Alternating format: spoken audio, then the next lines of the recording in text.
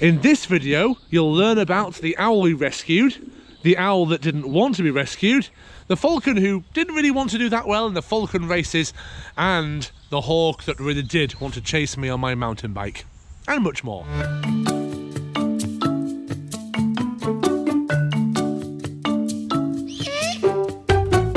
Hi, I'm Ryan, the head falconer at Owl Adventures, and you're watching the Owl Diary October 2020.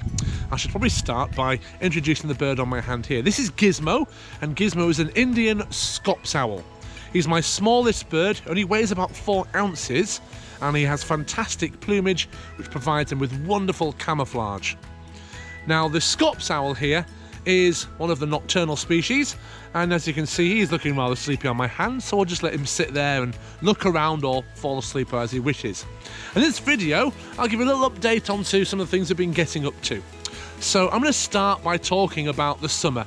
Autumn's just arrived now, but this summer was actually in the end wonderful, simply because we had our York display running and we had lots of people come, lots of people having staycation type holidays and things like that, visiting the gardens, holding the birds, taking part in flying experiences, seeing them fly and learning about them.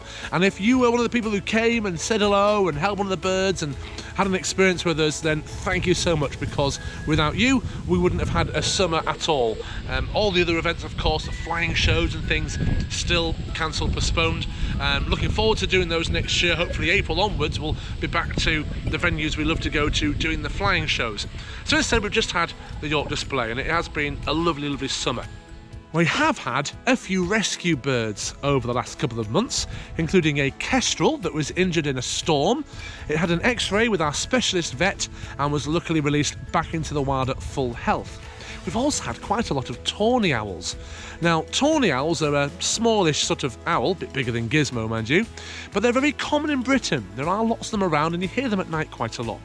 We had a couple of them that came in that were just too far badly injured, and unfortunately they didn't make it through the night. But we did have some that we were able to release as well. We had one come in for an overnight stay, luckily it was okay, and it was released back into the wild with one of our volunteers, Connor. So thanks to Connor there for helping with that one. And we also had one come in that was found by a lady whilst on horseback that was clipped by a car, and it needed a good couple of months to recuperate. She named it Oswald. Luckily, on the day of release, we released it back into the wild and it flew right off into the tree at good speed, so we're really pleased with that. Although it would be a good idea for me to actually make sure my handbrake is on the van, because it did roll back into a fence while we were there. We even had a tawny owl I was called out to that was found on the ground looking rather unwell. But when I got there, the owl had moved. We then spotted the owl on a higher perch, and as soon as it saw me, it flew off. So I looked at what happened. I think what happened is it hit the window, become concussed, and after a little while came round. So by the time I got there, it was feeling okay, and luckily flew off, which is a great thing because it means it didn't need to be rescued. It was actually completely fine in the end.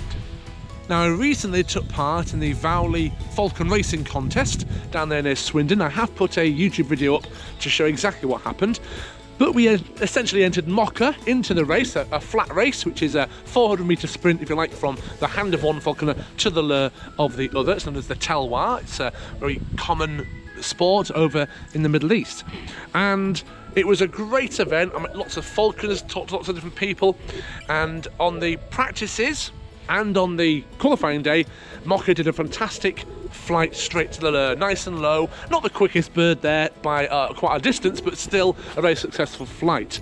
On the actual day itself, however, decided to give the small congregation of people who were there a bit of a flying display before then coming straight to me, which gave her a ridiculously long time of 1 minute 9 seconds, as opposed to her 32.8 seconds on the qualifying day. But never mind, this is what happens, and I'm aiming to go next year, maybe enter a couple of different birds into the race. I've already got some of the falconers that say they might join me, so we'll have a really great weekend hopefully next year. Now, when it comes to YouTube, I have been adding quite a few new videos on there. So if you take a look at our channel, you'll see various things on there. And the one video that's been the most popular so far is the special video that we produced. Myself and Carl from Red Lime created a hawk chasing mountain biker video, and we used the hawk helmet, which has a lure on the top, and we trained Roland to chase this helmet actually a couple of years ago. It's something we put into our shows where we get a volunteer to have a go running across the arena as the hawks chase the helmet. Now, before we did the shoot day, it was really important to make sure he would be happy enough to chase someone on a bike, so we did a few practice tests in the woods where we keep the birds. And yeah, it didn't really delay too much. We had a lot of fun as he kept chasing me, even as I got faster he kept going, and he would land on that helmet. On the day itself, we had a great day filming, and there's no trickery in the video. He really was chasing me at speed. So again, if you want to see that full video, then take a look at our YouTube channel where the mountain biker, myself, is chased by the Harris Hawk.